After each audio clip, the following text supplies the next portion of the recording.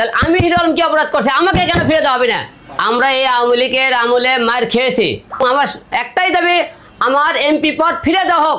বিষয়টা ক্লিয়ার করার কিছু নেই, আপনারা সবাই জানেন এই আওয়ামী লীগের আমলে যে নির্বাচন করে ইশরাককে জুলুম করেন, তার প্রার্থীটা বৈধ ঘোষণা করে তাকে করেন ফিরে দেওয়া হয়। আমার নিজের জীবন কয়েকবার দেওয়া গেছে, আপনার নিজেরাও দেখছেন যে তাকে জুলুম করেন এমপি পদ ফিরে দেওয়া হয়। আমার কথা আইনের প্রতি শ্রদ্ধা রেখে বলতেছি, সারা বাংলাদেশের একটাই কথা বলতে চাই, ইশরাককে জুলুম করে তার প্রার্থীটা ফিরে তাকে মনে করেন মেয়র পদ ফিরে দেওয়া হয়। আমি হিরো আলম 4 বার জাতীয় সংসদ নির্বাচন করেছি, 2 বার আপনারা দেখছেন আমি পাস করেছিলাম এবং আমার মৃত্যুর মুখে আমি তাকে ফিরে এসেছি।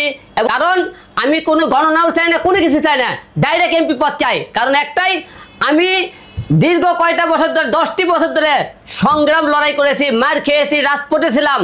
আওয়ামী লীগের আমলে যখন বিএনপির অনেক নেতাকে দেখছি আপনারা মনে করেন আরো জঙ্গলে ঘুম পাচ্ছে, রাস্তার মধ্যে কথা বলেনি, আমরা সকল বুক ফুলে কথা বলছি। তাহলে এখন আপনার দেশের আইন কি, আইনের প্রতি শ্রদ্ধা রেখে বলতেছে দেশের আইন আদালত ঠিক থাকে, তাহলে আমি হিরো আলম আমার এমপি পদ ফিরিয়ে চাই। কারণ একটাই দাবি, ইশরাককে যেহেতু ফিরে দেওয়া আছে, আমাকে কেন ফিরে দেওয়া হবে না? দেশের আইন যদি ঠিক থাকে, সব কিছু যদি ঠিক থাকে, তাহলে আমি হিরো আলম কেন পাবো না?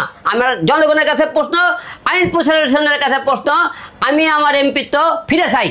যমুনা ইলেকট্রনিক্স ঈদে ডাবল খুশি অফার সিজন 3, যে কোনো পণ্য কিনলেই পাচ্ছেন নিশ্চিত ঈদ উপহার। কেন আদালতে অপেক্ষা করব?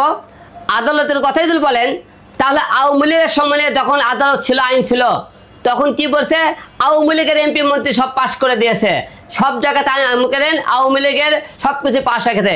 তাহলে এখন তো লোকজন মনে করেন আগেই ধরে নিয়েছে সামনে নির্বাচনে বিএনপি এবার প্রধানমন্ত্রী হইতেছে। তাহলে বিএনপির লোকেরা এখন থেকে আইনের আশ্রয় নিতেছে, আইনের কাছে গেলে তারা দুল পায়, তাহলে আমরা কেন পাবো না? কেন এখন আমাদের কি অপরাধ? তাহলে সে তো বিএনপি প্রার্থী ছিল, তাকে তো ফিরে দেওয়া হয়, তাহলে বিএনপির আইন আদালত কে করে বিএনপির হয়ে গেল, তাহলে আমরা কেন পাবো না?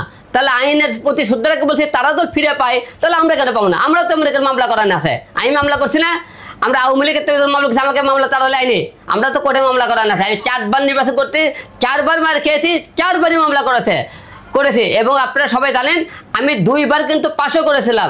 ঢাকা 17 আসনে আমি পাস করেছি, বগুড়া 4-এ পাস করেছি, তাহলে কোন জায়গা থেকে পাস করিনি? তাহলে আমি যদি পাস করে থাকি, তাহলে আমাকে কেন দেওয়া হবে না? অবশ্যই দূর হয়নি।